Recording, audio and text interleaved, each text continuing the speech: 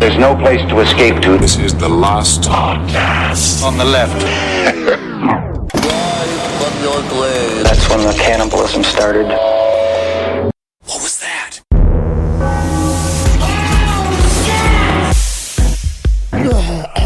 Are we good to go? No, good, yeah. Perfect. All right, everyone. Welcome to the show. That's Marcus Parks. I'm Ben Kissel. My name's Ding Dong, goes to the Bing Bong, Henry Zabrowski, having fun since 1947, producing solid rock and roll comedy hits since 1940s. Don't look at me. I used to be somebody when you were a kid.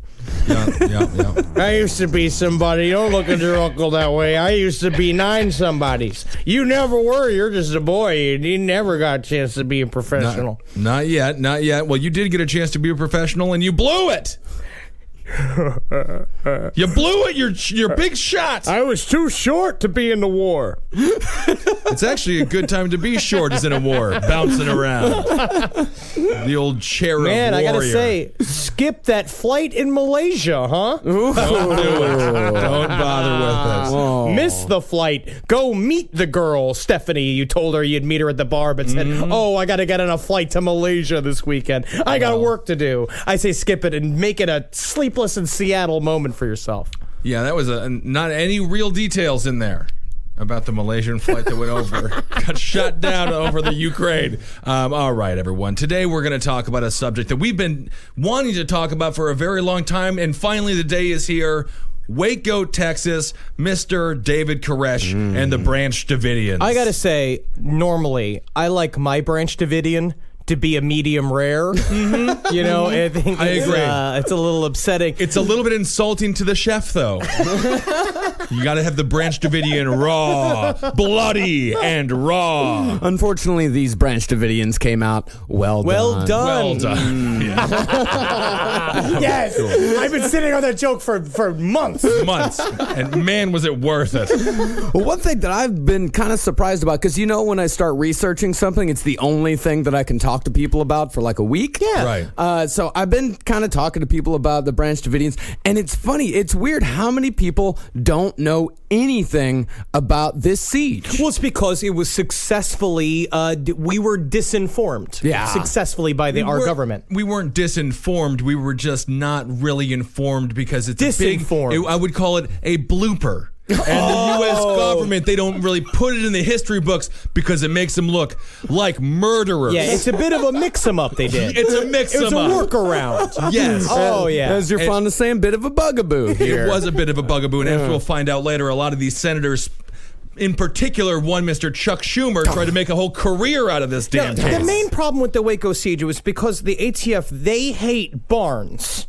That was it. Yeah. That's the but big specifically problem. compounds. They yes. really hate compounds. They just don't like anybody having a groovy time, not on America's fucking dime. Exactly. It was BATF, but BATAF doesn't really work, so they just cut the barns out of the alcohol, tobacco, and firearms of their little acronym. So You should see them in Lancaster, Pennsylvania. They can't even get through the highway. They make it 3 miles down, and they're like, we got to arrest every silo in sight. Oh, and they do it indeed. Well, the Waco siege happened between February 28th and April 19th, 1993. It is one of the many incidents that we covered in the American Curse episode way long ago. It's also the same time period as the Boston bombings, the Boston Massacre, some of the biggest industrial bombings. It's also what inspired the biggest incidents of domestic terrorism in the United States, the Oklahoma City bombing. 1993 was also the same year as the first bombing on the World Trade Center, right? Yes. Heavy year. Yeah. Two Big Princes year. was huge on the radio. Whitney Houston's I Will Always Love You was #1 on the charts. Oh, and I don't think year. Kevin Costner gets enough respect and enough credit for that. Yeah, because honestly, she was compact of frame, but she actually weighed 325 pounds. The simple act of him dragging her across that stage was a Herculean effort. It was. Go see Hercules in theaters, sponsored by Henry Zabrowski. And see The Bodyguard, of course. That's the reference where I Will Always Love You. That was the movie where that song became a big hit. And I'll tell you, Whitney ended her life. It went so smooth. She had a smooth ride. I stayed in the Beverly Hilton this week, the floor below where Whitney Houston died, and they removed the numbers of all of the doors around that hotel room. Oh, just to make it more creepy. Yeah, so that you can't accidentally find it and go in there, because they had a lot of people going in there and stealing memorabilia, which I can understand, because when Whitney Houston died, she shat gold out of her pussy. That's why she weighed so much. So big. It was crazy. Yeah, if Kevin Costner would have known before he signed up to be the bodyguard, her pussy was full of gold. Everything was 10 times its worth after she died. All right, let's get back on track. Yes. This entire incident, it ended up with 76 men, women, and children dying in this compound outside of Waco, Texas, in a place they called Mount Carmel. These people were a part of a break-off sect called the Branch Davidians that were originally a part of the Seventh-day Adventists. And these people believed in the literal truth of the Bible. And they were not a fun group, right? Like, these were guys, they couldn't have caffeine. They couldn't have caffeine. They had really strict dietary concerns. Sure. And also they believe it's something about like the immortality of the soul, where it's like your soul actually remains in play. It's like a live ball in soccer. It remains in play until the end times come. So basically, when you die, we're basically all put into a waiting room, waiting for Jesus to show up during the full end times that have been going on since 1844, as we all know. Think about the magazine reading you can catch up on that you couldn't do while you were alive. Yeah, absolutely. Waiting in God's waiting room. All sorts of ghost dad scenarios. Oh, and the humor that goes with it. But this is a very common theme that's expressed through most evangelicalism, and really, I disagree with you slightly, Mr. Zabrowski, because the seven seals, the apocalyptic religious types, they're the most fun to talk to. They are a good time. I mean, the end of days, I never wanted to come just so people can constantly be talking about it. But they're like anything. They're fun on their turf. It's like a comedian. They're funny when you see them in where they're comfortable. Yeah. But as soon as you get them in their house, you realize, man, this guy's gotta go. Yeah, he's a hoarder. Why do you have all this trash around? Yeah, I don't have any money for garbage bags. What the Branch Davidians believed in, they believed especially in the literal truth of Revelations, and they believed in the seven seals. But what they believed, it was not that the second coming of Jesus Christ was going to bring the seven seals about. It was instead the coming of what they called the final Messiah. Cool. And the final Messiah, the Lamb as they called him. He looks sort of like Sang Soo from Mortal Kombat. I've heard that. Yeah, he would have the long mustache that hangs down. He could shapeshift into other Branch Davidians at will. Yeah, he was pretty sweet. But the guy that they decided was the final Christ was a man born Vernon Wayne Howell, but eventually christened David Koresh. Now, he had problems with dyslexia growing up, which I really enjoyed. Do you know what his childhood nickname was? Mr. Retardo. Mr. Retardo. Mr. Retardo. That sounds like a superhero. It sounds like somebody that can never be put on fire. I'm Mr. Retardo. Hey, Mr. Retardo, I'd love the act. Can we change the name? Retardo? Retardo, my last name's Retardo. There had to be somebody last name Retardo at some point. So he had a pretty rough upbringing. His mother was a 15-year-old high school dropout called Bonnie Sue Clark. He was born in Houston. Bonnie Sue Clark. Bonnie Sue Clark. Okay. He was allegedly gang raped by older boys when he was 8 years old. It's hard to be young. You know, this is what I say with kids these days, you know. Just leave a nasty message on the Facebook page, you know? Yeah, this is what they used to do. Yeah, back in the 60s and 70s, there was no cyberbullying. There was only gang rape behind the convenience store. Yeah, anal bullying. Yeah, not good. So when Koresh was 22, he became a born-again Christian. He became a part of the Southern Baptist Church and then joined his mother's church, the Seventh-day Adventist Church. And then in 1982, he moved on out to Waco, Texas, joined the Branch Davidians. But what you're asking, what else was David Koresh doing at that time? Was he just loving Jesus? Well, now, was he David Koresh at this time? He was not. He was still Vernon Wayne Howell. Still Vernon Howell. Still Vernon Howell. But so he was there a nobody. He went there. They're nobody. Vernon. Yeah. Stinky Vernon. New Stinky Vernon's coming to the church. Get out No of one here, thought Mr. nothing of him. Retardo. But get out of here before I'm forced to rape you. Are you Vernon from middle school? Didn't we call you Mr. Retardo? Let me get your pants down. I just want to take a look at I it. can't believe Mr. Retardo is here. But he didn't just show up as Dirty Vernon. He showed up as Dirty Vernon, the rockin' dude who could play some sick licks. This is the only reason you should ever go to college, so you can also live a different life that you had in high school. That's the whole point. You it. can remake your whole lifestyle. Also, yeah, of course the final Christ can shred on the electric guitar. If he didn't, I wouldn't believe it was him. That's right. Coming down in a fucking Trans Am that's on fire all around the sides of it. He's riding a skateboard on top of the car, fucking just licking up, like, going down the rails on a crazy trail. Jesus used to be able to play a carved out squash. He could play a carved out squash like nobody's business. Nobody Girls' knows shirts just blowing open and their nipples fully erect just looking at him. David Koresh did play in a few bands in and around Waco, Texas. He tried to start his own record company, but because of lack of support and funds, it never got off the ground. Everyone.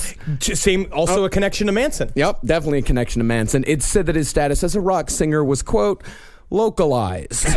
Localized. No. I misspeak. Excuse me. Quote, very localized. It's like that sounds like something you say when you're a public, when you're in the public, when you're like a governor and you're like, don't worry, the swine flu's been localized. Very localized. Yeah. You're free to go to school now. It's also a way to describe my dad's comedy career. It's just my dad harassing the man at the butcher at the Right. Publix, down I the do comedy in my own living room, and I do comedy at Mario's butcher shop. Very That's localized. it. Very localized. So 1983, Vernon, let's just keep calling him Vernon until he switches his name over to Koresh. In 1983, Vernon starts claiming the gift of prophecy, and he shacks up with Lois Roden, who is the prophetess and leader of the sect. Only thing about that, Lois Roden, 77 years old. 77 years old. So this is a problem. Ooh. I understand. Yeah, he's a guitar playing dude. He could see in the future, kind of like Christopher Walken from Dead Zone. He meets a 77-year-old woman, and maybe she's got some swingers, but what she's also got a whole bunch of power behind her. So what you do, you got to stip that dipstick down that oil well. Yeah, good work, Vernon. It's an old car, but yeah, there's still oil in there, I'm sure. I'm sure you can get that dipstick nice and wet. So Vernon's doing this entire thing to circumvent the man who claims to be the rightful heir to the Branch Davidians. That would be Lois's son, George. Absolutely. It's kind of like in order for me to get my job on NBC's A to Z, Right. I had to murder French Stewart. I did not know that. Well, very good job. It's very underreported. So this is a little bit on the nose. I mean, people have to be warning this woman to be like, I don't think Vernon really likes you for your physical beauty. You're 77. You're shade. I know. I still got a clinching clam down there.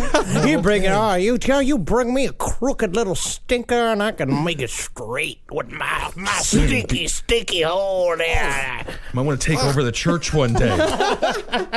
So Lois starts letting David or Vernon preach his own message to all of the Branch Davidians. And he was just being like, "You gotta love that gray bush," and she's like, "God, preach out, Vernon." But this is a very smart way for him to do it because it's the one angle, the sexual angle, that her son, who is the next in line to lead the church, can't do. He can never bang his own mother to get the position.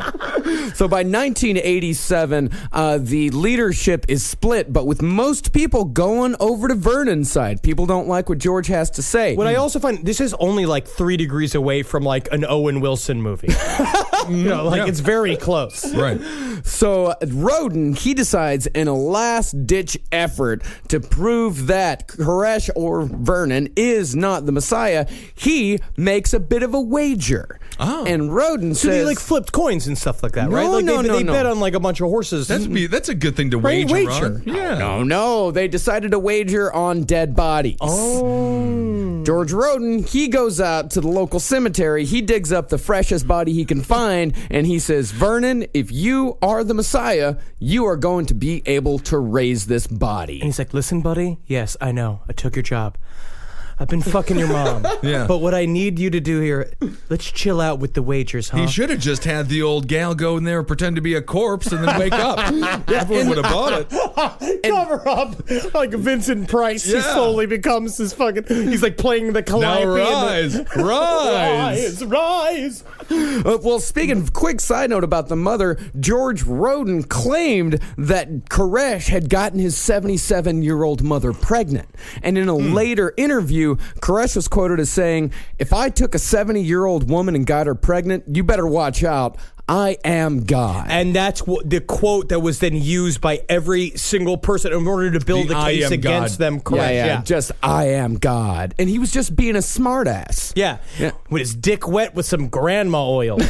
I mean, people are very sensitive to these terms. David Koresh or Vernon at the time. John Lennon got it a bit, Exactly. and people were really upset with him, and he was making some great tunes. Exactly. I was just going to say John Lennon was loved. He dropped words bigger than Jesus, and everybody turned on him. So you can imagine how people were upset with Mr. Koresh for even mentioning him and God in the same And sentence. apparently, Jeff Foxworthy said, like, You might be a god if you could put a baby inside a 77-year-old woman's vagina. But he's very successful. yeah, that's true.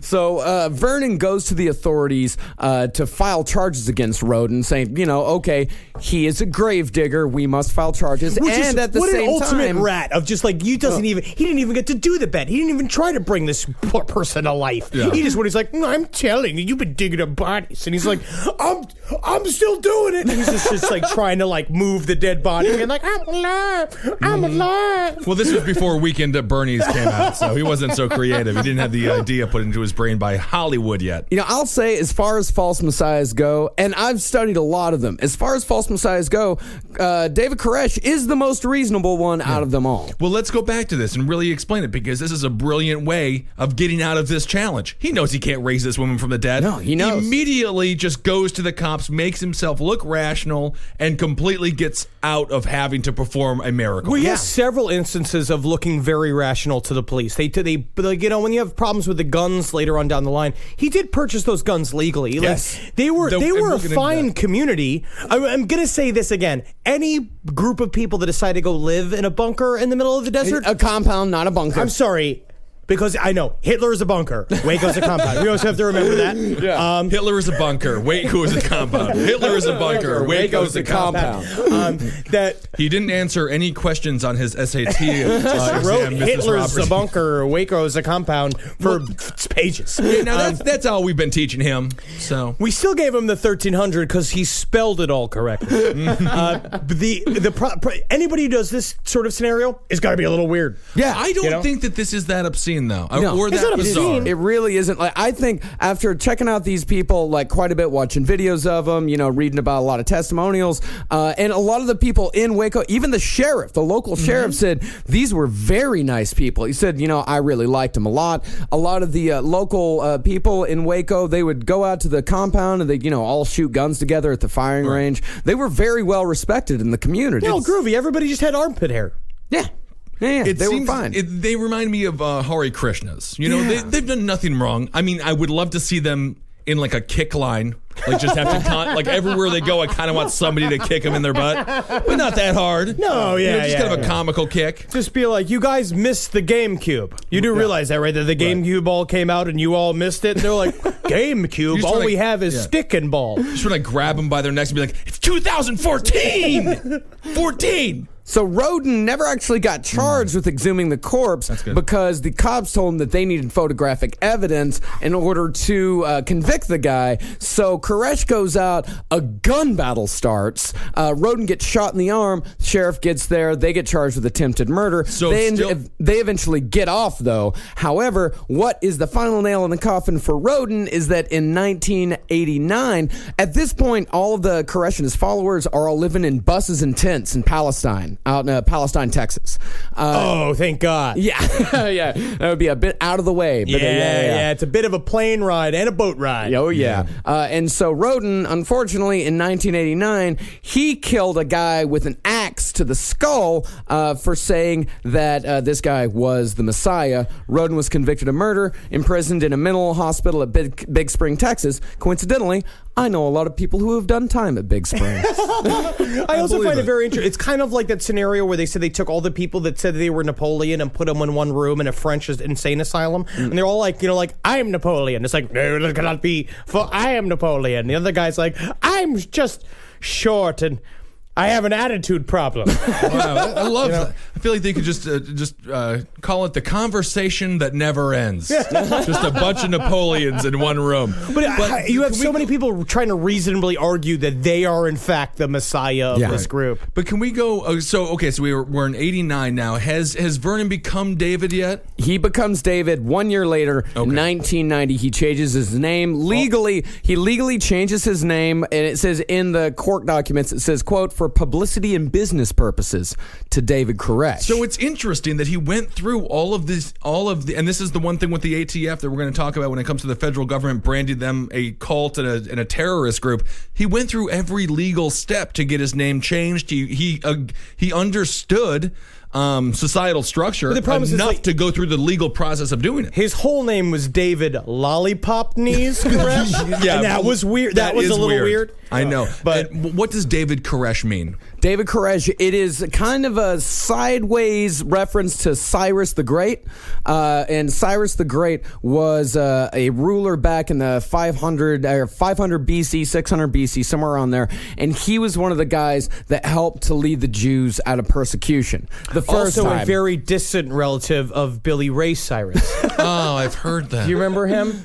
So no more competition. I do remember him, of course. Yeah, I remember it. And in fact, Billy Ray Cyrus will come up later. What? Yeah. So Koresh no longer has any competition. His competition is in prison because he axed a dude in the face. So now it's sort of everyone's on board. The people even that were questioning Koresh were like, well, we're going with David now. They've moved back into Mount Carmel. And in fact, Mount Carmel used to be a bunch of cottages, but all of the members, when they returned, they tore down all of the cottages and used the lumber from those to build the compound that we eventually came to know and love. America hates this shit. Right. What we like is you take those cottages, you burn them down, you cook hot dogs with the fire that you burn those cottages down, and you build everything else out of aluminum siding. Yep, they did not have the typical American aluminum siding. My other question too is Mount Carmel. Now this isn't like a Willy Wonka. It is not Type scenario. It is a Bible reference. Oh, okay. Yeah. And in fact, in the Bible, it describes a landscape much like that of Waco, Texas. Flat, dirty, and brown. Made of candy. And it's ironic. This was also in Palestine. No. This is Palestine. Oh, Mark. No, this is back in Waco, Texas. This is back outside of Waco. Yeah, they've already left Palestine. In fact, in Texas, it's pronounced Palestine. Well, of course, because Palestine is how they would say it in the Middle East. And we're different here in Texas. Yeah, it's just like the town in Texas that spells Miami. They call it Miami.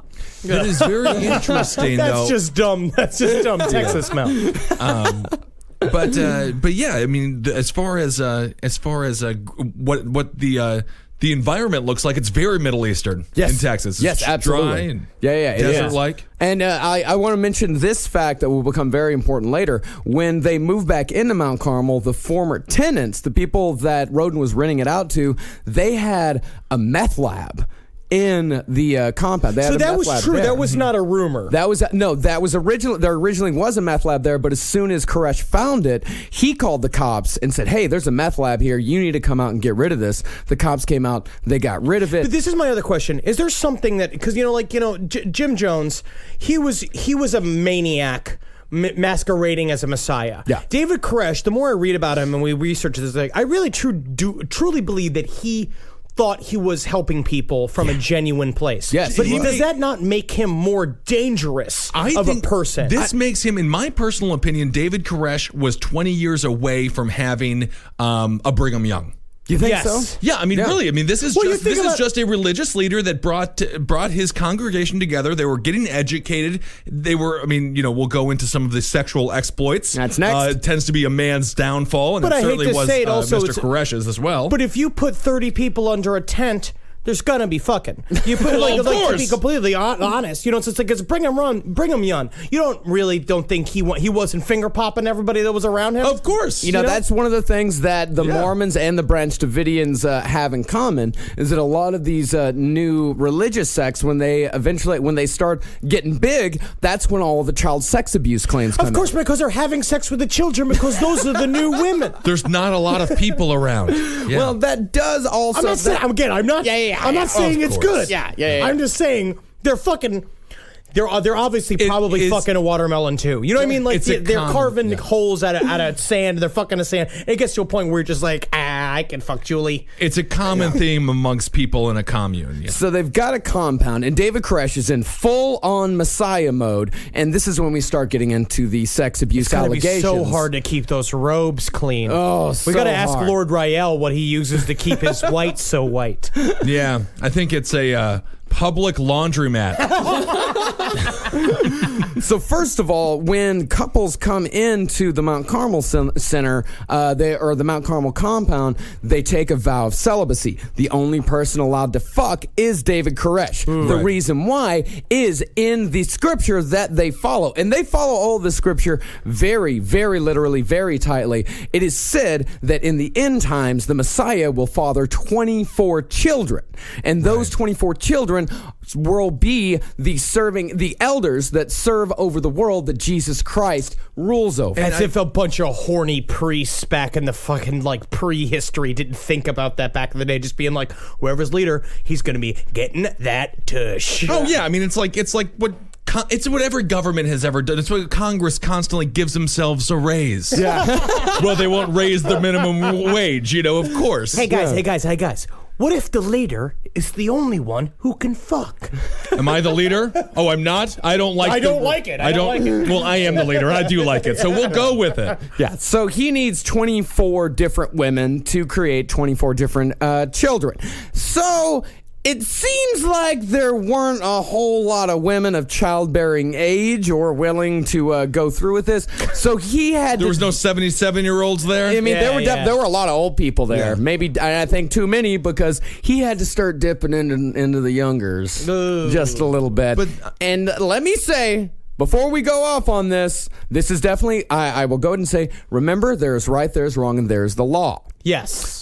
In Texas, at this time, it's not true anymore. He loves to give this breakdown, by the way. Yeah. I just like making points. I just want to say this before Marcus says this. In Wisconsin, we were the last state to change the drinking age from 18 for a long time to 21. So that's what we were all obsessed with, was drinking alcohol. But in Texas, they had a different age restriction. Yes, we did. Up until a few years ago, the age of consent and the age of marriage, along with parental consent, was 14. Ooh. It's just a touch young. 14 years old. 14 years old. How What annoying it parent- would be to have a 14-year-old boyfriend or girlfriend. That's gotta just be, come on. You're just, so theoretically, two 14-year-old kids could get parental permission to marry. And Absolutely. They just have a house? It's no different What than, does that look like? It is no different than my two retarded cousins getting married, and they can't have a baby, Yeah.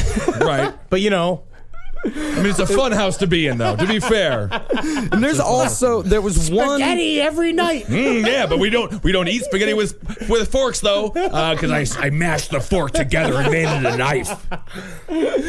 So there was one allegation of a prepubescent girl saying that David Koresh molested her. She was a part of there were a couple of disgruntled members. There were a couple of people that got the fuck out of there. Right. And she testified that David Koresh had molested her at the age of 10. But her mother didn't believe her. Her grandmother didn't believe her. And the sheriff came in and investigated these claims, and he didn't find any evidence, nor did he find her credible. Her story kept changing, this and that. So there was no actual Which is evidence. another, Well, you we gotta cover all the time, which is not believing the victim. Yeah. It's constantly right. But then the allegations also came from people like Mark Bro. that No, we'll Mark talk about. Bro. Like Absolutely. Mark Bro is one of those guys who showed up and try to like take the seat from David Koresh, but he didn't have enough gumption to fight him, and then went to police saying like, "Oh, he's fucking kids over there." Yeah, Right. Exactly. So just to clarify just a little bit, because this case is so insane.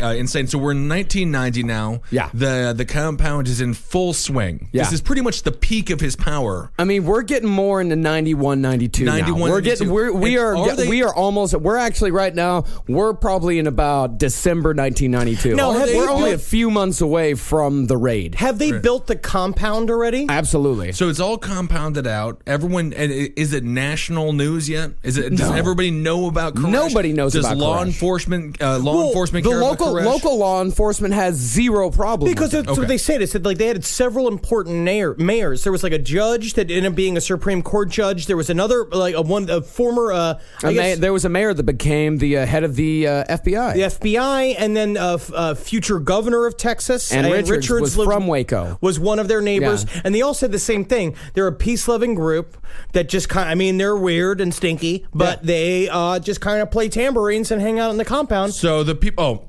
tambourines. No, they have they do. Outside. Ann Richards, send in the National Guard, Ann.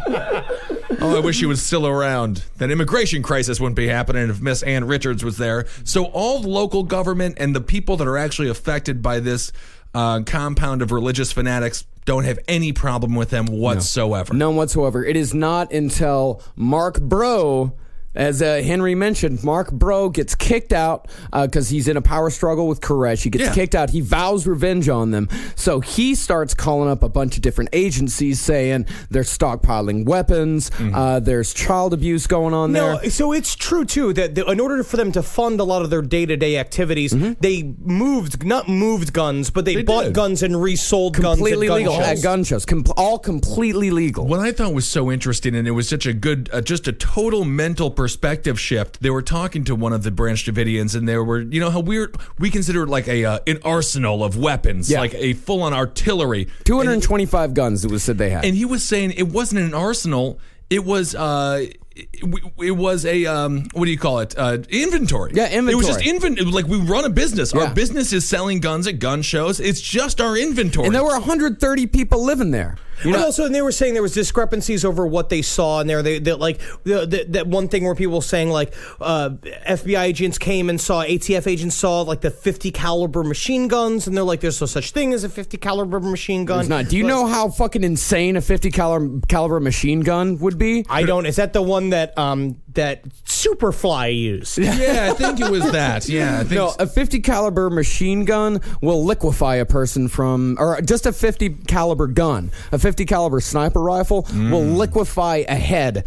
from 200 yards away. I want to see it. that's what David Koresh's elderly gal there. Yeah. That's what she got. Yeah, and you're talking because about she used her liquefied. mouth to liquefy that head. I'll liquefy your head. Yeah. So this guy's, and he's also calling up the Cult Awareness Network. And the Cult Awareness Network are people that, you know, it was kind of created in the wake of Jonestown, where they would go in, they would kidnap cult members. They had very tenuous connections to the beginnings of Scientology as well. Like the Cult Awareness Network is a very interesting group that could actually have its own episode of their connections, because then that's what they did, because the United States government used the Cult Awareness Network heavily to kind of frame the Waco scenario so that they can sell it to the people that were going and raiding them for good reason. And again, not a difficult sell. No. You know, the people No. turned on Lennon when he mentioned, Jesus. It's very easy to make Koresh seem like a monster. Very easy. And so it's at this point that people start paying attention to the Branch Davidians. So then we're in 92? We're in 1992, late 93, because it's in 1992 or earlier that year, because this whole thing happened, the Waco thing happened in early 1993. It's in 1992 that Ruby Ridge happens. And Ruby Ridge is a very infamous thing that a lot of militia members cite as the U.S. government. It's a big Second Amendment thing where this guy and his family had a bunch of guns. The ATF went in and ended up killing 2 people, wounding 2 people. Like 4 ATF agents died. Huge PR disaster. Yeah. So at this point, the ATF is looking to polish up their image a little bit. And they're looking around for different places where they could do these really big, really public raids where they they can look like badasses. They can take a bunch of people down. They wanted to have their Harlem Globetrotters going against the Washington Generals moment. Easy Yeah. peasy. You know, they were just like, it's going to be a setup game. Everyone hates David Koresh. He thinks he's God. Let's take him down. This is the police Oscars. Right. You know, like we want to win Best Picture this year. But they want to be Meryl Streep. And they're like, guaranteed a victory. Very good. This thing lasted 51 days. The ATF, while they were planning it, they were expecting it to last 20 minutes.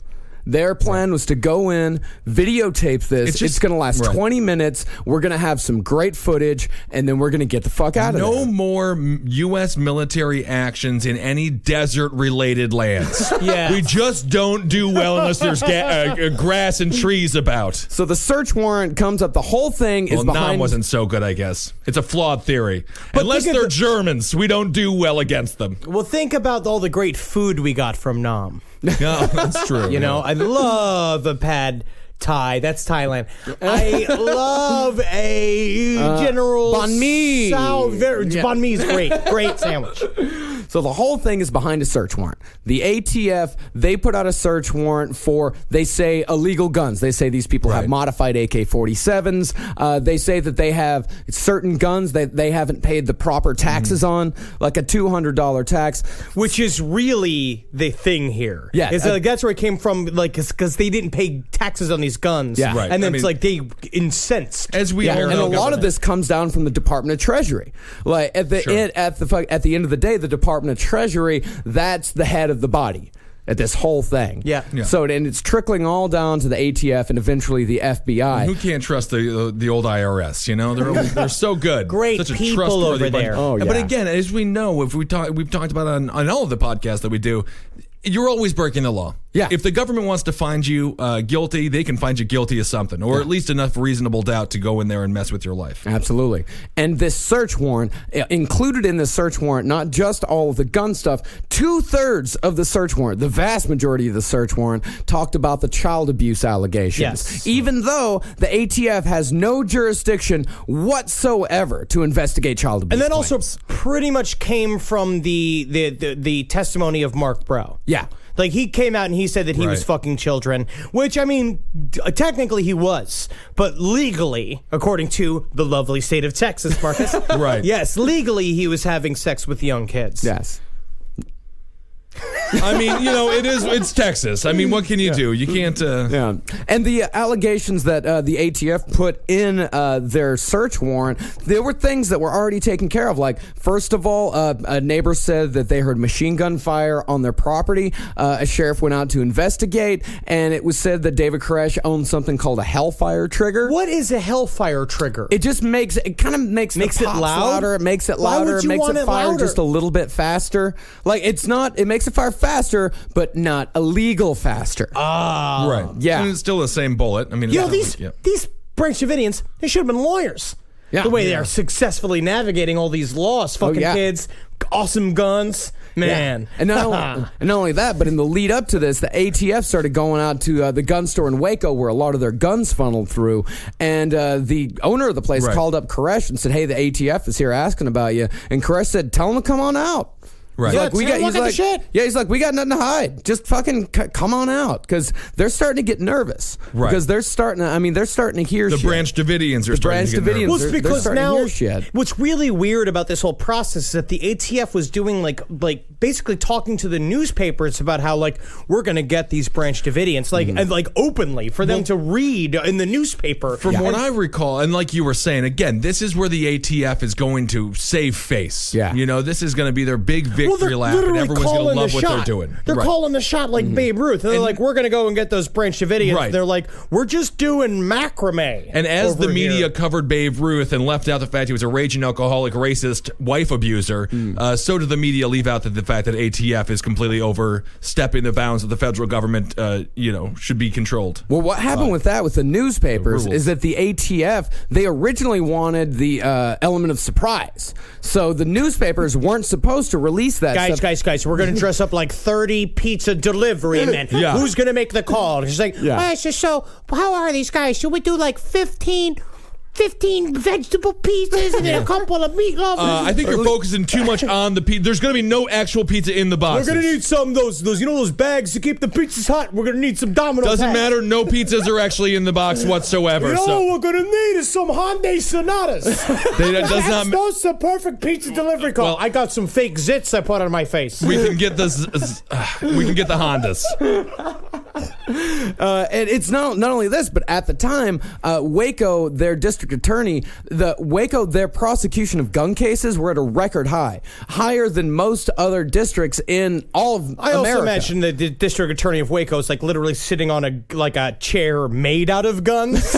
Right. So guns are great. You can build a whole tent out of a gun. Yeah. So on February 28th, 1993, over 100 ATF agents, along with 3 helicopters, show up at the compound. And the Branch Davidians, they definitely knew the raid was coming because since this was a PR move, the ATF, their publicity woman... They sent, like, photographers and reporters. Yeah, they called up the local news station and said, hey, we're going to be doing this raid, but they didn't tell them what time it was, so the reporters showed up 30 minutes before the fucking raid began. And this is, Meanwhile, like, Mary Beth has been sewing new dresses for all of David Koresh's baby wives, and she's like, oh, the fashion show reporters are here. And they're out there doing, like, long skirt fashion shows out in front of the compound. Yeah. But this is where the theories and this is really where the media and the government do work together to create a single narrative. It's pretty interesting. At no point should the media be allowed to be tipped off by the government. They're like, oh, okay, yes, government. I mean,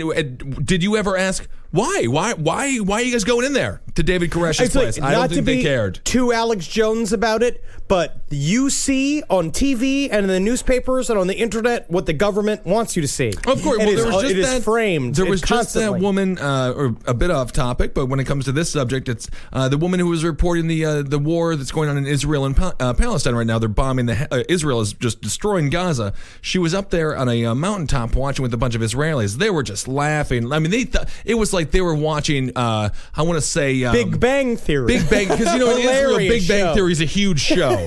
I was thinking maybe Perfect Strangers. I think that just got over there as well. And she tweeted out, these people are acting like monsters watching all these folks get destroyed. Next day, fired. Yeah. Immediately fired because she was, pointing out. There's a hardline thing. We are not getting very much information about what's going on. You really have to watch them all. Yeah, absolutely. All the news channels and there's a lot of other. As far as Gaza goes, there's a lot of other examples. It's a theater. Of that. Anyways, So this reality show before MTV's Real World was the compound that David Koresh was And I running. can give you a very good example of the media colluding with the government in this actual spot, in this actual Waco siege. There's a point during the siege in which the Branch Davidians rolled out this huge banner and it said, "God help us, we need the press." And then the next thing is a bunch of press people with their arms around each other, all smiling, and they all say in unison, "God help us, we are the press." Oh, man. Right, so the press was against him, which means they're going to lose. I mean, you look at the civil rights movement as well. The press was used for more of a beneficial. I mean, obviously, civil rights was a good cause for the press. Yeah. But they were always out there front line because they knew if it's recorded, it's not going to be as brutal. And not only that, the video of this raid was originally given to a local Waco television station, but the version that all of us see, if you watch the video of the raid, it is very badly edited. It's kind of insanely cut together because it's jumps in time and just being like, you don't think I can't see that? Yeah. I see them shift positions. It's so weird. Yeah, I mean, you're making it look like how I watch a porno. You watch the first 44 seconds of the chick being like, I can't wait to have some big dong, and then you fast forward to the final 3 minutes.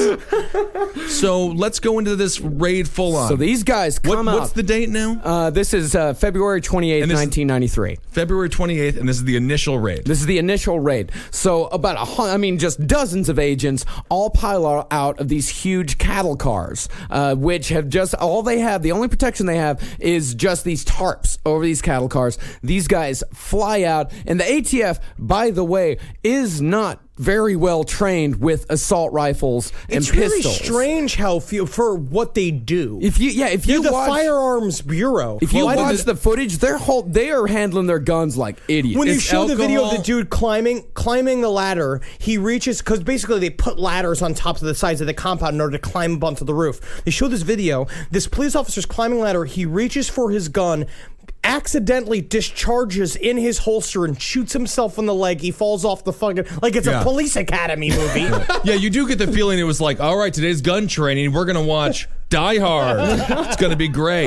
So they say that the Branch Davidians fired first. However, if you look at the front door of the compound, which is a metal door, the only holes that you see are bullets going in. And it said that what that first shot actually was one of the ATF agents accidentally fired off their gun, so all the rest of the ATF agents went apeshit and just started unloading into the house. Swiping the whole front of the house. It's kind of like the very popular theory of what actually happened to JFK, which I truly believe. Yeah, me too. Which is a secret service officer. They have unsafetied M16 rifles underneath the seats of the security limos when they were driving behind JFK, where they really believe that it was a nervous new Secret Service member lifted up the AK, fell in the back of the seat, and accidentally discharged it and blew the back of JFK's head off. Yeah. Which is very interesting. I believe that's what happened. Again, I mean, there's I don't think also out there's of Police forensic- Academy 9.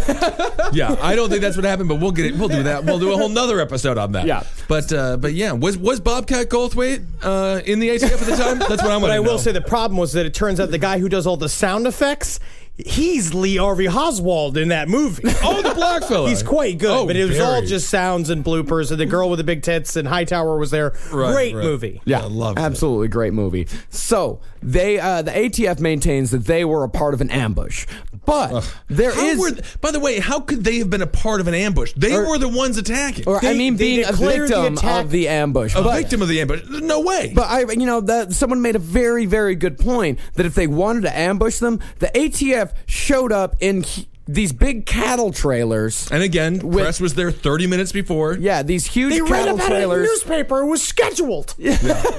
with these huge tarps over them. If they really wanted to ambush them, they could have mowed them down in a matter of minutes before they even got. I mean, I'm talking D-Day style. The Branch Davidians could have won the war. Branch Davidians, they could have battle. Also, mowed these guys down. David Koresh was really smart and knew, hey, they come and unload on a compound full of unarmed, like, women and children. They're going to get bad press out of this. Yeah. That's like their ultimate defense. Yeah, and some of the guys in the Branch Davidian compound did return fire, but Koresh said that it was young guys, Yeah. just young guys that were scared shitless, and they just kind of unloaded. And again, that is not illegal. You have a right to defend your property. If somebody comes up to your property, regardless if they're the sheriff or the ATF, I mean, you can't, if you're getting shot at, I mean. Texas kind of has a stand your ground kind of law, It's right? property law. Yeah. Yeah. So as soon as they start shooting, the Branch Davidians call 911, and I've heard the Right. calls. These people are fucking terrified. Of course they are. They're seeing helicopters come out of the sky. I have Yeah. problems with just seeing helicopters just out in the sky alone by myself. And these helicopters are strafing the top. There are ATF agents Right. in the helicopters firing down. And there was one woman who was nursing her baby. She got shot through the hand. It went out her elbow. Right. And there was a guy that was one of the main guys, one of David Koresh's right-hand men, who was killed when bullets from the helicopters came in through the walls while he was in his bedroom. And this was when I forget who it was. Somebody ran in to see this man covered in water because they had destroyed the water supply, which was, of course, a military tactic. They took out their Yes. supplies for water. I mean, these aren't accidents, you know. So this next part that I want to talk As long about. as they don't mess with the saltines. Leave my crackers alone. There's something about cults. Love saltines. I'm telling you. I'm telling you. You got kids in a cult. What is there's your saltines. source for this? But it was like the guys. I used to work at a YMCA. But the guys who were all with Heaven's Gate, Yeah. when they said they would go to this one restaurant in Heaven's Gate and they'd all get the chicken pot pie. Gotta get it. Love the chicken pot pie. I'm You telling know you. that these guys are eating a lot of casseroles, a lot of chicken pot pie. And cult kids, man, have more saltines. And it's Cult just kids like, can't get enough of them. Get out of here, kid. Right. So this next part comes from a documentary that was circulated around the United States by various right-wing militias called The Big Lie. It's kind of entertaining, though. It's a homemade video made by, I would guess, the 90s version of Orly Tates. Except a little bit more credible. So here's what she says about the initial raid. The most famous shot that we can see is these four agents breaking in a window, tearing down a curtain, and then going inside. So what she says happens is that these 3 agents, they enter the window, and as soon as the 3 are inside, there's a cut, and a 4th agent that was on the roof, there's a cut where he's suddenly outside of the window, and he appears to grab a grenade off of his belt and throw a grenade into the window right behind the agents. Yes. And then he takes out his machine gun and fires twice into the window. And it's kind of, it's a little bit like you can't really explain it unless he was trying to kill his own people. The men who were killed, all 3 of them, allegedly, were members of Bill Clinton's Secret Service while Bill Clinton was on campaign, while Bill Clinton was president of the United States of America. What are you hiding, Clinton? What are you hiding? I understand the tone of voice. You're saying there's a conspiracy. I don't know what it would be. I don't understand where the conspiracy is, though. I don't either. Well, that's I haven't been able to figure it out yet. Well, this was back in the day when he was doing like secret McDonald's runs before he was. I mean, he trying had to a whole lose weight. camera crew with him. And I don't know. It's kind of like this whole like Casey Kasem Israel-Palestine conflict conspiracy theory that I'm working on right now. I haven't connected the dots yet, but I'm gonna, motherfucker. Well, Top 10 places Casey Kasem is right now. Buried in a planter. I like that one. He's at the Ripley Believe It or Not Museum as the world's oldest skeleton. Man, I don't know. Well, this case is so interesting on its own. We don't even need those wackadoo conspiracy theories.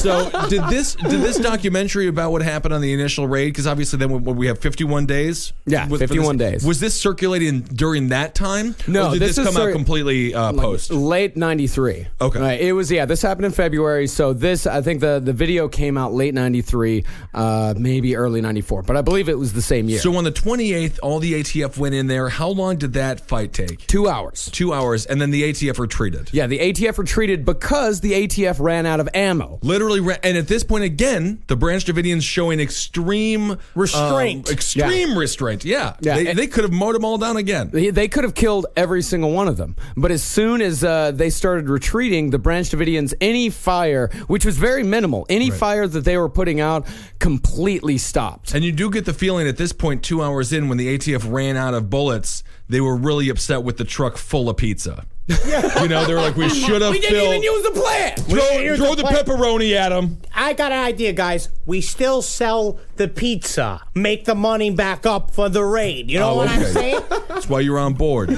So 3 additional people tried to return to the compound. They had gone to work that day. They tried getting back into the compound. One guy was shot as he tried to climb over the wall. He was shot 7 times, once through the eye, once through the heart, and 5 times in the back. And then they just left him on that fence. They left him on the fence for 5 days. Wild dogs were eating at his body. And then they finally got the body with a grappling American citizen. This is an American citizen killed by a government organization. But isn't there a clause that the American government's not allowed to use their military on us? And here is how they got around that.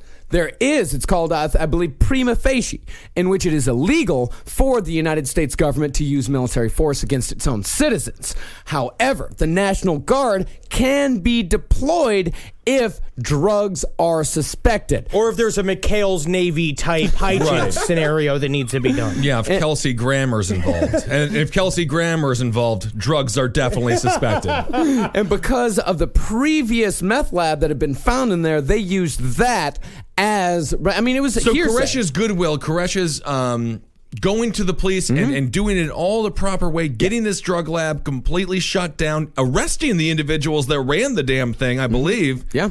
Was the ultimate reason that they were able to just murder a bunch of citizens. That's why they were able to bring in the helicopters, all of the body armor, and eventually, which we'll get to later, the fucking tanks. Right. But in the interval between the initial raid and the second final raid, this is when there is a lot of negotiations going on this whole time, because 4 ATF agents were killed in this raid, 20 more were wounded, and since federal agents were killed in the raid, the FBI was brought in, and the FBI takes over from the ATF, and that's when the tanks come with them. Multiple, huge military tanks against 130 men, women, and children. Mostly a lot of elderly people, a lot of mothers, and a lot of children. And going back to the what Israelis often say about the Palestinians and Hamas and things like that, they say that they use human shields and things, which may or may not be true with Hamas. But that was the one claim that the news media was making up as well when it came to Koresh and the Branch Davidians, that they were using kids and women as in the front line so that no one would attack. I just don't understand how the first raid just didn't work. Because they ran out of ammo. And I don't think they knew why they were there. And they had no idea what they were doing. They spent 3 days training for this, but they were training with like Delta Team. But these guys didn't know how to raid a compound. These guys are used to raiding apartments.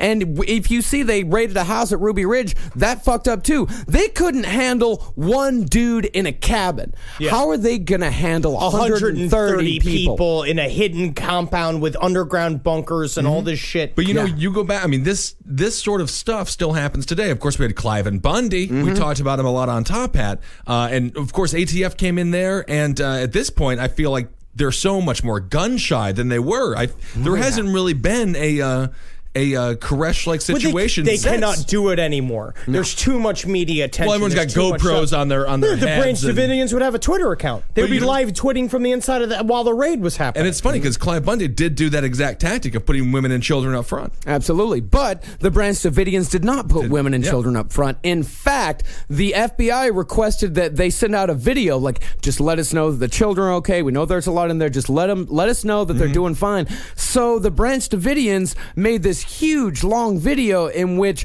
they interviewed multiple videos. The FBI gave them the cameras. Yeah, the FBI gave them the cameras. They gave them multiple videos. It's interesting how these negotiations work. Yeah. How they were actively talking the whole time. The whole time. And they were like, "We're here, man. We're here. You're keeping us inside here." In fact, the FBI were the only people they could talk to because they shut off their electricity, water, and telephone lines. They could only talk to the FBI. Right. So they make these multiple videos talking to children, talking to congregation members. And Koresh had been shot during the original raid. He had been shot, and he showed his bullet wound. He gives it to the FBI, but the FBI, after they get it, here's what the official report said.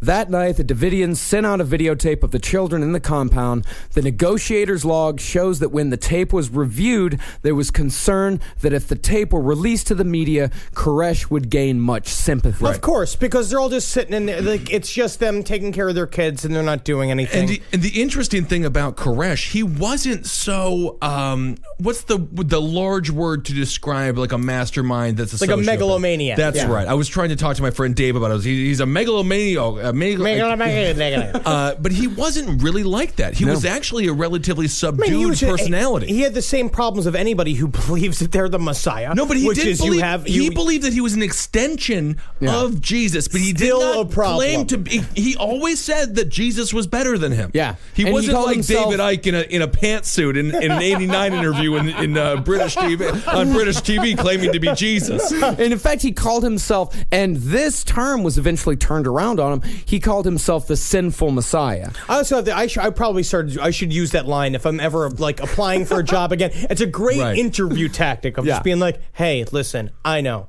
Jesus is better than me, but at the same time, let me fuck your wife." This whole time, the FBI is doing their best to drive these people insane. They're using all of the siege tactics. They've got these bright stadium lights on them at all times. They're playing Nancy Sinatra's "These Boots Are Made for Walking" over and over and over. Love that song. Oh, yeah. Love that whole album. It's great. These days, you would have gotten a fucking Metallica. Metallica or Taylor Swift. Who's the other guy who sings the Grenade for you? That guy, the guy with the big hair, who's Bruce Lenny Kravitz, Bruce Maydol, Daryl Woolery. That's his name. But the worst things they blasted at them. they blasted the sound of rabbits being slaughtered. Do you guys know what rabbits dying sounds like? No, but I bet you that you do. Hey, guys, stop it. Come on now. Come on. No, it's more like this.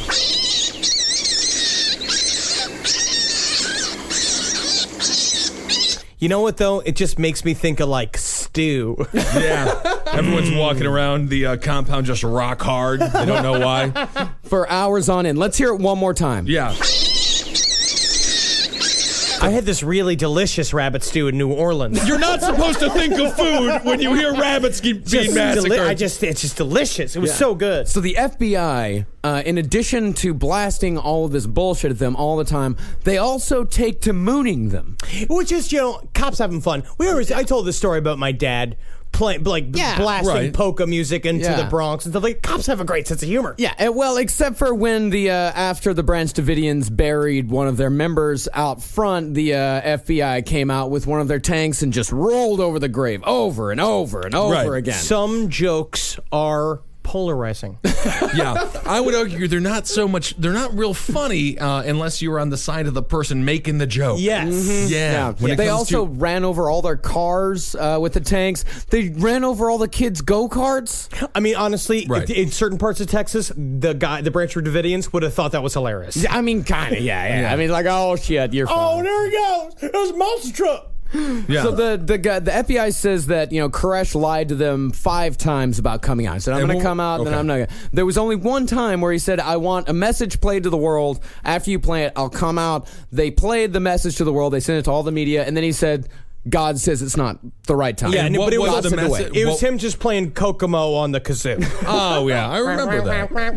Very talented. And what was that message? The message was just, I want to talk to people. I want to give them my message. I want to tell them that we're not bad people. Right. Shit like that. But, here's one thing that I believe really speaks towards him is that people were allowed to leave anytime they wanted to. Right. But as soon as they left, they were arrested. And 11 people went on trial for the deaths of those original 4 ATF agents. Oh, because they got persecuted. As soon as they got out. But they were all acquitted, all 11. All 11 were acquitted. But that doesn't mean their lives weren't completely trashed with legal fees. And your life is pretty much over. Yeah. Well, I mean, And then the threats start coming in.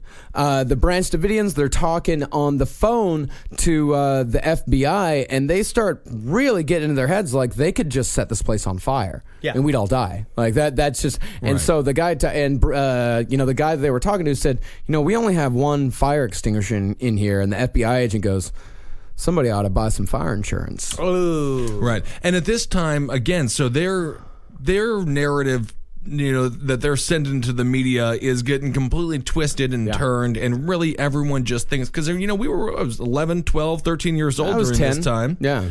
Well, they never had a shot. I just never remember had a shot. I remember the picture of David Koresh with his hair all wild and crazy, and then a bunch of people all huddled in a thing, and then the shot of Waco on fire, and all you think is it's just a bunch of crazy people. Yeah. Right. No, not at all.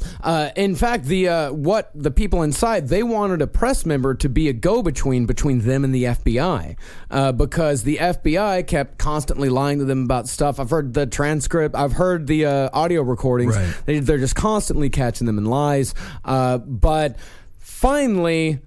And these were some smart people, even though a couple of them were Harvard grads. Right. Like they weren't idiots. Well, one of the guys, choice but to lie, though. Yeah. They had no choice. Yeah. I mean, they were trying to. They kept saying they were trying to get him out of there, but one day they finally hit a breakthrough. David Koresh said, "All right, God has spoken to me. He has said, write things down. Start writing. You need to start writing about the 7 seals." And he told the FBI, he said, "I have deciphered the first seal. The interpretation that I had earlier, the prophecies of dying, are not going to be fulfilled. I just need to write these 7 seals, and once they're all deciphered, then we will come out." And it was just like one of his Hot Pockets got burnt. Right. In the oven, and he's just like, this is the sign. Yeah. Just I just think if the oven, I think that the dial on the oven's broken. He's no, it's Jesus Christ. Right. Look at it. No, look at it. It looks kind of, it looks like Jesus is foot. Just get away from me. And the and the negotiators that were talking to him, the people that were working on the psychological profiles, the people working on the psychological profiles said, do not engage these people. Do not be aggressive with them. Just let it run its course. Negotiators said this is a huge breakthrough. We're on our way. But unfortunately, Attorney General Janet Reno didn't feel like waiting around. No. Well, usually attorney generals don't have such big balls. I miss her. Oh, she was I huge. miss a good old-fashioned ugly person in office. You don't get a lot of them anymore. Not anymore. Well, Will Ferrell did a great impression of Janet Reno. Play Janet my Reno- song. Janet Reno's dance party? Yeah, probably my boots were made for walking, as a matter of fact. That was probably her song. But, this was definitely an attempt by Koresh to just buy time. Yes. Some people say it was an attempt to buy time, but, I believe the negotiators when they say it was not an attempt to buy time. This was the breakthrough that they were looking for to say, like, all right, they will come out eventually. No, it's like convincing, like Johnny Depp to finally come out of his trailer by saying, yes, we'll call you Don Quixote for the day. You know what I mean? Like, that's what they're like, yes, of course, yes. Let him just finish this journal. But public opinion at that time, this thing had been going on for 51 days. The vast public opinion was go in, get them. Right. Like, you got to go in. Like, people were like, this is before this. We make fun of Keeping Up with the Kardashians and all these ridiculous reality shows. But at least it's not the O.J. Simpson trial and Waco anymore. Yeah. Well, that's what Waco. Really, that's these the are 90s was. People were like all nostalgic for the 90s. The 90s were fucking horrible. Real reality TV. Yeah, that's what it was. World Trade Center, except for Waco, now, Oklahoma City. We don't get the news anymore. Right. Now we just don't get the news. Well, we didn't get the news back then, though, either. Yeah. We just got the show. And so it's on April 18th that Janet Reno says, tomorrow, 6 a.m., you get the tanks and you fucking go in and get them. And give me the pizzas. So at 6... David's actually getting really good at making pizzas. He's like, I think I got a future on this. I think once we're done with this raid. So at 6 a.m., April 19th, 1983, the tanks come in and they start spraying what is called CS gas. Now, this into is the to, compound. this is what they said, gently convince the women and children to leave the compound. So the CS gas that they used, by the way, this is the same type of gas that they expose soldiers to at boot camp for a few minutes at a time. And everyone's seen the videos of the soldiers. They're crying. Right. They're, snot's coming out everywhere. Yeah, and there's choking. It's terrible. They're choking. It's they're exposed to it for a few minutes. It's like being in Ben's bedroom. Yeah. I gotta get a screen for my window. Thank you. I can't. There are bugs. A lot of bugs out there. So The Branch Davidians, they were exposed to 10 times the amount over a period of 6 hours. And not 10 times the amount that would be a trainee in the military. Exactly, 10 times the amount. And the CS gas that they actually used powder. And what they mixed the powder with was methylamine chloride, also known as paint thinner. And in enclosed spaces, it can cause unconsciousness and death, but most importantly, it can be ignited with a single spark into a huge fucking fireball. So after Koresh worked so hard to get crystal meth out, they brought paint thinner right back in. They brought methylamine in. Yeah, pretty much. Yeah, that was it. So at 9 a.m., a few hours after the raid begins, and the tanks are just fucking destroying this compound. It's easy. It was made by leftover cabin wood. Right. And they're saying that they just need to poke a couple of holes in here and there to get the tanks through. You watch a tank just rip through the wall and pull out the whole thing. It's crazy. It's totally obscene. Yeah, and it's at 9 a.m. The raid's been going on. It was like for a few Battle hours. Robots show. BattleBots. Yeah. They did look like battle robots. Yeah. All those people died though. So, But it was a 70. A couple of careers got killed with BattleBots. A couple of comedians' careers were killed. So the raid's going on for 3 hours, and it's not even really going all that well. But Janet Reno decides, you know what? I need to head to Baltimore. I got a speech.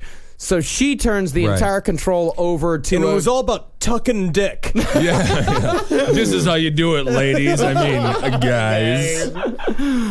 So she leaves, and the whole thing is left over to the head of the FBI and some people from the Clinton administration. We have no clue what went on in that situation room. There's no record of it, so we have no idea. But I'll burn them down. Burn them down. If you're a president, burn them down is a fun thing to say. You just scream it out and be like, make the fire.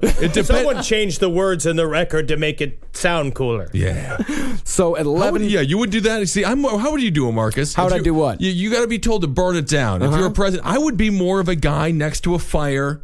Maybe I'm sipping on a can. Burn it down. But you're like, let's burn this motherfucker down. Yeah, we better go get them coals in there. I hope they brought hot dogs. And it's like, thank you, President Robin Williams. I just look him straight in the eye and go, hellfire.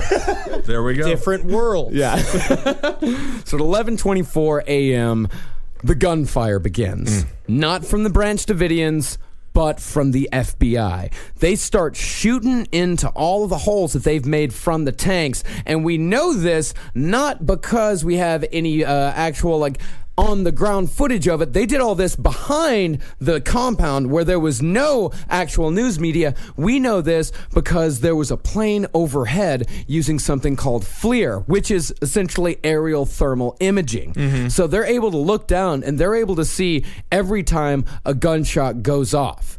And they're seeing all around the back. They're seeing from two different tanks, agents on these tanks just firing into this fucking house. It looks like a great movie. It had to have been. And the FBI still maintains that they never fired a single shot during the entire siege. The thermal imaging also shows people entering and exiting the armed vehicles, but it also shows people being run over by by these tanks. And in fact, there's a picture. There's one point where one of the tanks, the tread completely breaks, so they have to go out and tow it out. And first of all, they're saying that these people are being fired on, like the FBI is being fired on, but they just have some dudes amble up to the tank and hook it on and then pull it out. But you look underneath the tire tread, and what do you see but a piece of red cloth? Later, after the whole place burns down, they find a heavily mutilated body with an arm being ripped off. And what is that guy wearing? A red jacket. Yeah. Right. It's very interesting when you watch the video of the raid. The attitude is so casual. Yeah. Like, people are just walking in and out of there. It's kind of crazy. It feels like you're watching, CCTV footage of, a street. It makes no sense. Yeah, There's it makes no sense urgency. at all. Right, So right. the women and children, they all retreat to a concrete bunker in the kitchen. So the FBI, they have on-the-ground thermal imaging going on at this point, so they know where everybody is. They're watching them go underground, and then basically that tank comes and parks itself right above the entrance of the bunker. Yeah, it parks right above the entrance of the bunker, so people cannot get out. And it also goes in, and it goes into the compound, and it shoots tear gas in there, this CS gas in there, right where all of the women and children are. And the FBI maintains, they said, you know what? No, these people have gas masks. It's not going to hurt the baby. Babies don't have gas masks. Right. There's not baby-sized gas masks. Babies out there. are immune to gas, I should know. Yeah. You can fart on a baby all day. Oh, have you been farting on a lot of babies, or were you a farted on baby? I was a farted upon baby, and look at me. Strong. I mean, I got all 9 fingers. So they've been firing into this compound for 30 minutes now. It is now about noon. Right. The dust from the CS gas covers everything. Been running into the compound over and over again. These people the Branch Davidians have kerosene cans all around that they've been using to light their lamps because they haven't had electricity for 50 days. 50 days, right. So this whole place, the vapor is coming up. All of the CS gas is everywhere. There are holes in the compound which are creating these wind tunnels. There's 25-mile-an-hour winds. These wind tunnels, if there's a fire without this accelerant, it is going to take this fucking place down. But it is soaked in kerosene and methylamine. So it's at this point that they decide to put one more little raid of gas into the compound. But another smartass decides that he's going to fire some tear gas canisters in as well. Unfortunately, they're pyrotechnic tear gas canisters. So they burst, and it sets the fire of the whole fucking compound. So they burst, and a spark hits that gas, and it sends a fireball shooting from one end of the compound to another. which ignites another fireball, which sends another one fucking going. Meanwhile, the tanks are just ripping through the compound walls, just like tearing it down. All the debris is falling on top of the bunker entrance. Yeah, and in fact, they were already making it a Dutch oven, and not a fun one you do with your girlfriend or your boyfriend, and you fart into it. But the person doesn't like that. No. Yeah, so they were kind of making it a Dutch oven. Yeah. Yeah, but the Branch people doing Davidians it- didn't like it, but they were laughing. The people, the FBI couldn't get enough of the joke. The FBI was loving it. And there were all these people trapped in this bunker. And the coroner report said that the vast majority of children that were found in the bunker died from blunt force trauma to the head, which was concrete coming down and raining down on top of them from the tanks ahead. But a lot of And people... again, the only thing these people were guilty of was being slightly different Christians. Yeah. That was it. At the same time, I don't enjoy any type of Christian. I don't enjoy them. Of course, they're hard to understand. But My parents go to an evangelical Christian Haitian church, and I'm sure that pastor at the pulpit that gets federal funding or federal tax exemption rather says just as crazy things as David Koresh said to these people. In fact, I would argue that David Koresh, he was not a hateful man in the least bit. His teachings, he was an egomaniac. weird. They weren't hateful at all. I would consider evangelical Christians to be worse and more harmful than the Branch Davidians. Our government also hates the idea that anybody chooses to live outside of the government. Yeah. Like if you can go and live on a compound in your own independent lifestyle, they don't want to see that at all because it just shows how hard we are to control. They like to keep the main line of just being like, you need to respect us. You need to stay an active member of our society. But they were active members of the society. Yeah. Again, David Koresh, he could have just called himself David Koresh. No, he did it legally.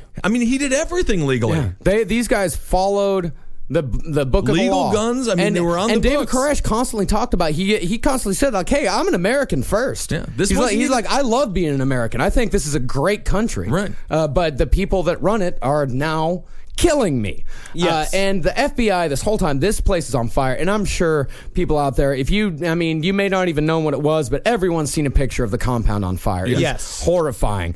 And you would think that they would want people in there to try to get this under control, but the FBI actively kept fire trucks away from the compound because, as they said, they were afraid that firefighters were going to be shot. And even though the Branch Davidians had not fired a single shot that entire fucking day. Also, the party line was that they had set the fire. Yeah. The party line is that the Branch Davidians set the fire, and they did it as a big suicide mission.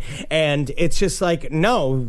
Was Heaven's Gate before or after? It was about 3 or 4 years after. So, but Jonestown, of course, was before. So the notion of cult suicide, mass suicide, was a narrative that the American public would be easily, it's easily digestible. Yeah, I mean, Jonestown already happened. So, I mean, if you got 900, what are 70? Right. You know, like they'd say in fact, they're like, oh, well, that's nowhere near as bad. Right. But they kept all the fire trucks away, and in that bunker where the women and children were, they see a bottleneck where they can escape. They see a hole in the wall where they can escape.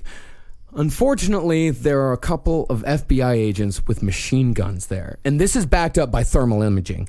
Fucking Chuck Schumer, he maintained that all these people, 27 people, by the way, died from self-inflicted gunshot wounds. Self-inflicted gunshot wounds. But you can see from the thermal imaging 2 people facing this crowd unloading into them. Just rapid fucking fire. Because now it comes down to you can't have any witnesses. Yeah.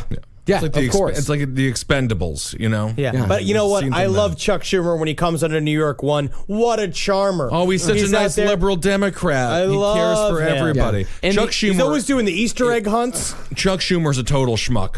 He should be Schmuck Schumer. Schmuck Schumer. That's Schumer. What his name tweet at him, Schmuck Schumer. And then say hashtag last podcast on the left. Remember Waco, yeah. Remember Waco, Schmuck Schumer. No, it is pathetic. Yeah. And a lot of senators and a lot of congressmen tried to make this a career move for them. Yeah. But there were a lot of senators and congressmen who were actually trying to find the truth on this. This was back before Congress was 100% shitty. Well, I mean, there's still some congressmen out there trying to find the truth on certain issues. But they also believe, they also believe in chemtrails. That's the problem. It's one or the other. Yeah, it's really not very good. And Chuck Schumer was the one during the Waco bad. congressional hearings that was most against the branch division. I loved what they did, and I'm happy that they did it. But you know what proves the fact that the ATF and the FBI and the federal government and Janet Reno and the Clinton administration acted improperly was the fact how differently they handled the Warren Jeff situation. Yeah. Warren Jeff just went through a prosecution. It was a very similar, And it was very similar. all paper. So It much- was He, no, it he was had worse. he had a town. Yeah, Colorado City. He was a rapist. I lived there when I was a kid. And he was a rapist and a monster, and the whole thing. I mean,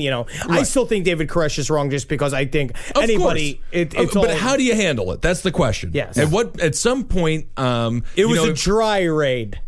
yes. Yeah. That's the way to do it. But it's never really happened. I mean, again, and Clive Bundy as well. The ATF stood down. They're like, we can't have another Waco. Everyone knows how bad Waco was, which is so ironic, of course. Every time you're trying to make a woman love you, you just do something stupid.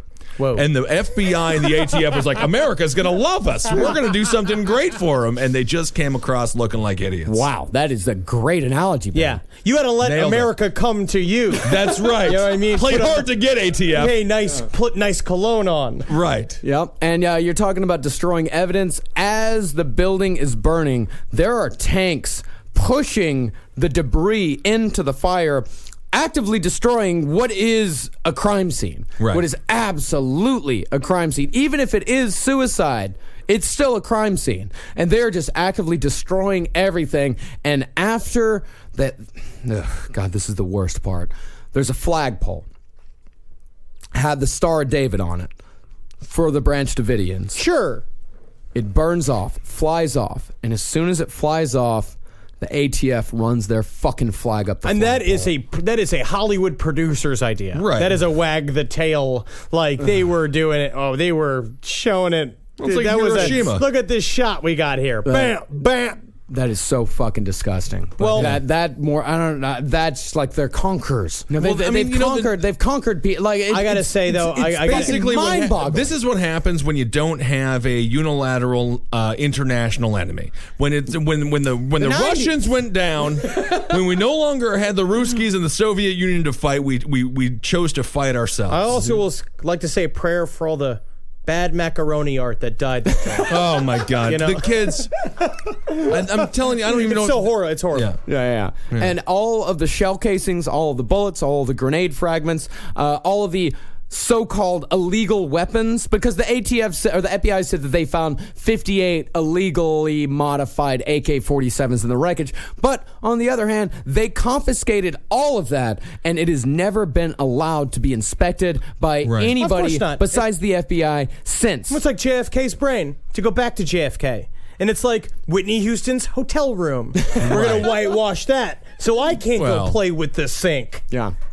And Janet Reno said there was absolutely no doubt at all that the cult members set the fire, and the only action taken against any of the ATF agents, a few of them were forced to resign with full pensions, Right. not because 70 people burned to death, but because it was said they lost the element of surprise. Yeah. And then In the she first invited all her place. girlfriends over for a nice night where they were going to try on makeup together and talk about how much they love their husbands. Right. That's the whole thing. That's why you can't trust Janet Reno, because by definition you can't trust a closeted homosexual. They're always lying. Everything they've ever done is a lie. Yeah. And it is great to Very see a sad. couple of gallon, 3-gallon sized pencil skirts. You don't see much Oh of that my anymore. goodness. And wow. the worst consequence of all, I believe that the worst consequence of Waco came 2 years later with the bombing of the Murrah building in Oklahoma City Right. by Timothy McVeigh. And Timothy McVeigh specifically cited Waco as the Yeah. reason Well, that behind was the becoming- Oklahoma City bombing, which the Oklahoma City bombing, by the way, the largest case of domestic terrorism in American history, killed over 300 people. and he cited Waco as his inspiration. Well, it's just one of those. It's an old adage, but they always say, violence, begets violence, and that's the same thing with the Boston Marathon bombers. They were complaining about the drone attacks over in Yemen and Pakistan. Teaching Osama bin Laden how to fight guerrilla warfare, not a brilliant idea to beat the Russians. We have a history of that. We're really good teachers. Yeah, but it's I also have a real problem with the 11th season of that singing, The Voice. The Voice. That show's really gone down. 11 seasons. Get it? Just give up. McVeigh was a terrible terrorist. Yeah, that's the guy to arrest. Oh, we got him. We got him. Yeah, we got him less than a day later. Just took us a couple more days to get. Yeah, to get when you Nichols. should get Timothy McVeigh? The day before. That's when you nab him. Grab him good there. Yeah, but Waco is a fucking deep scar on the soul of America. It's a turning point. It really is. Well, bye, Japanese. That's my new calling card. Never done nothing wrong. Yeah. The Japanese have never done anything wrong to America. They've done some stuff. But they got great cartoons. Love the cartoons. Yeah. That was great. We all learned a lot today. Yeah, I hope that was educational for Have everyone. fun with your jobs. Yeah. Have fun now. Yeah. Going to jobs and watching baseball and enjoying yourself. Right. Yeah. Waco, Texas. Well, hopefully it doesn't happen again. Yeah. Oh, yeah. It's just tough to find a good charismatic leader these days. It's hard to. But again, that was the weird thing about Koresh. Not that charismatic, and that's kind of why people liked him. He kind of looked like Jeffrey Dahmer. Kind of did. Yeah, Same kinda. glasses. But people in our fans seem to think Jeffrey Dahmer is handsome. So Yeah. Well, it's good to be back. We'll be doing more episodes. I'm going to be bouncing around the country. You're going to be going down to Atlanta tomorrow to start shooting the third season. No, well, more second season. Oh, more Pretty second Face. season for Pretty Face, and then you'll be going down to shoot your ABC sitcom in A to Z. Lohanlele. Very So exciting. please come by and see me, bring me weed. That sounds great. And that's good. Henry Loves You on Twitter, Marcus Parks on Twitter, and Ben Kissel, of course. And I guess we got the shirts coming out soon. Yeah. We can start talking about that now. Yeah, right? we've got the T-shirts that are coming very soon, either this week or next. We're going to be opening up donations to Last Podcast on the Left, and we're going to be doing pre-orders for shirts with every $25 donation or $25 donation or more. You will receive a T-shirt. And if you're lucky, it'll smell like one of us. Yeah, we're going to rub all the shirts on one of our butts. So that'll be exciting. And I want to thank everybody from the bottom of my heart for the happy birthday wishes. Yeah, sweet. I don't celebrate my birthday, but I do on Facebook. Yeah. So that's kind of very sweet. That was nice. Thank you. Hey, Satan. Please hear him. Hair again. Magustalations, everybody. Magustalations. Oh, so sweet. Say a pair from Magustalations. Yeah. Hear me as well. And hail yourselves as well. All right, everyone. We'll talk to you soon.